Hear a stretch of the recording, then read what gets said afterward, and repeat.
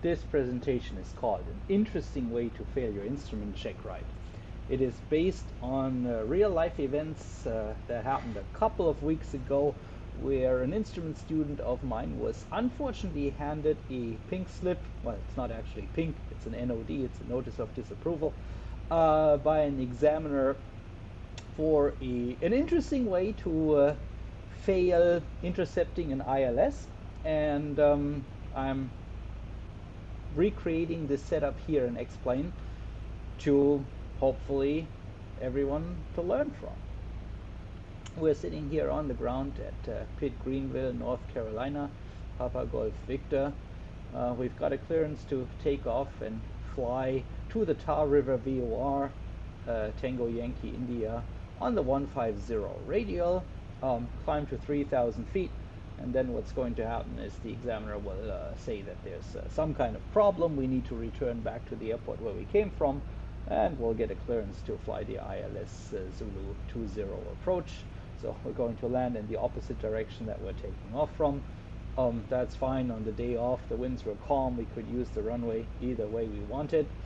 All right, so in order to fly 150 to the Tar River VOR, we have set it up here, 117.8, that's the frequency. It's active in nav1. We're not receiving it yet because we're sitting on the ground.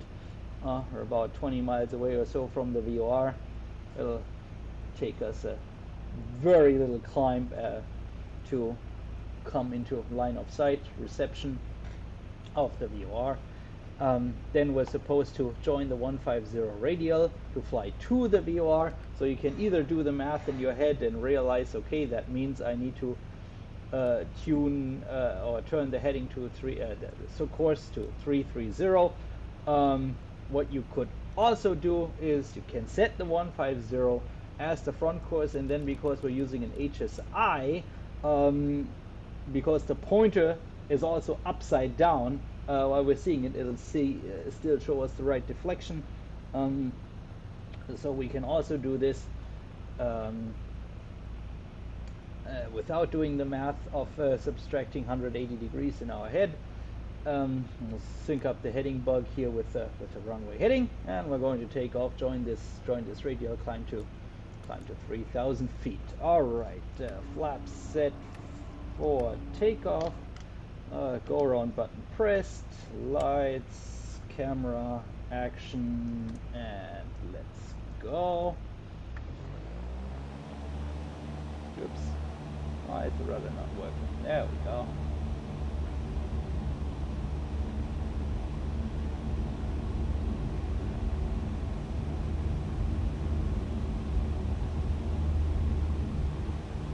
And go. Out, accelerating to VY, we can retract the flaps.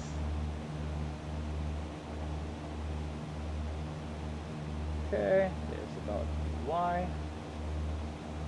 Can of course go to level change mode now and fly runway heading.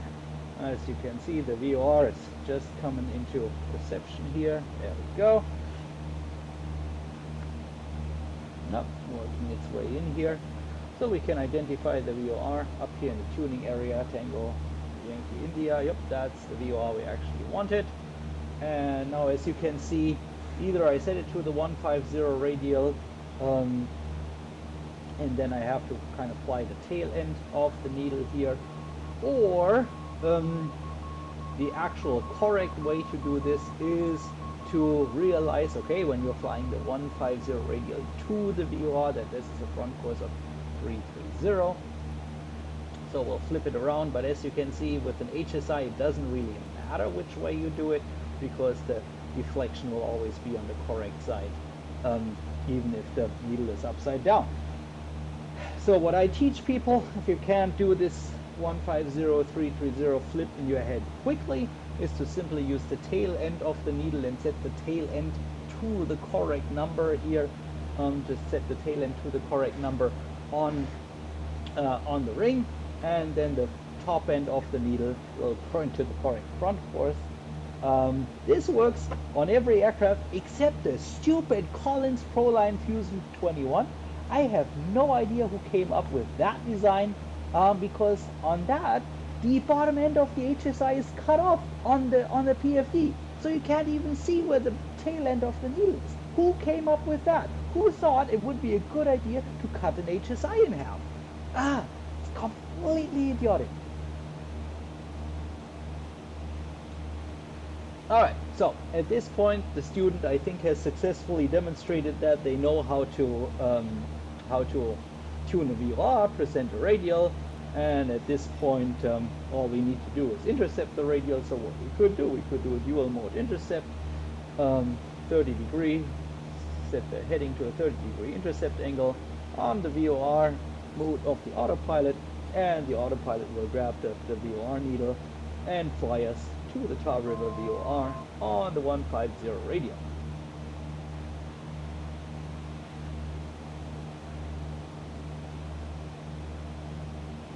Okay, I'm going to use a bit of time compression now and just have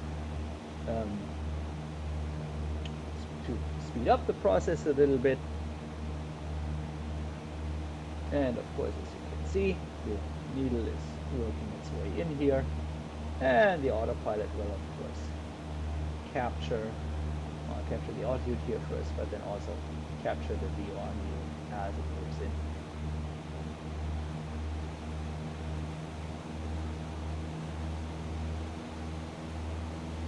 Alright, so at this point we can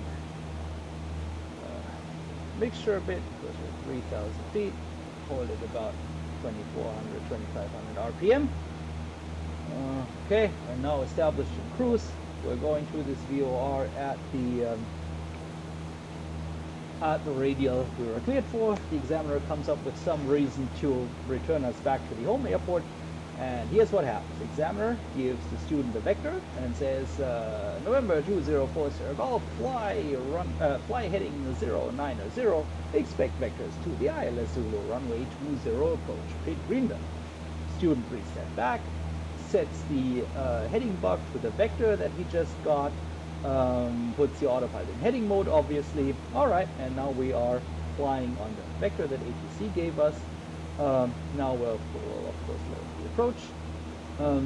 So we're just going to put the airport that we were coming from here back into the flight plan. Boom, boom. And select the ILS 20 Zulu approach. Student was told to expect vectors, so that's what we load. Quick glance over at the map tells us that we need to set the straight in minimum of 260. This was set to -1000. I have no idea. 260 on the minimums, and load it. And here's the approach loaded. Perfect. That. All right. Now the student goes through the motions of briefing the approach, going over the approach plate, explaining what's going to happen. Yep. So we do an approach briefing. Examiner comes back and with the descent to 2000. So we are on a vertical speed descent to 2000. Yep. All of that looks normal. Examiner comes back with a new vector. Now our vector is 130, so we use the heading bug to turn to the vector. Yep, all of that looks good. And then the examiner gives us an approach clearance to descend to 1400, fly heading 130, maintain 1400 or above until established, cleared ILS Zulu, runway 20, Pit Greenbelt. Alright, and at this point, the student of course does what I have taught him to do in this situation, and that is use the magic procedure activate vector to final function, because I mean that's what's happening. We're getting vectors to final. We are on a vector to final. Boom, set. Okay, we're vector to final. VTF. That's what it says up here. Vector to final through the final approach phase. So at this point, my student flies here and it's waiting for the needle to center. Yeah, and we're looking down here. It's green. It's a green needle. We are on an ILS approach. ILS approaches are flown in green needles. Everything's fine, right? No. Okay, you can see what's happening here. Student is going to fly below through the glide slope. Sorry, through the localizer. And why did this happen?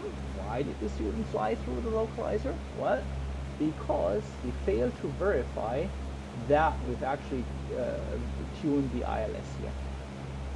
So, how did this happen?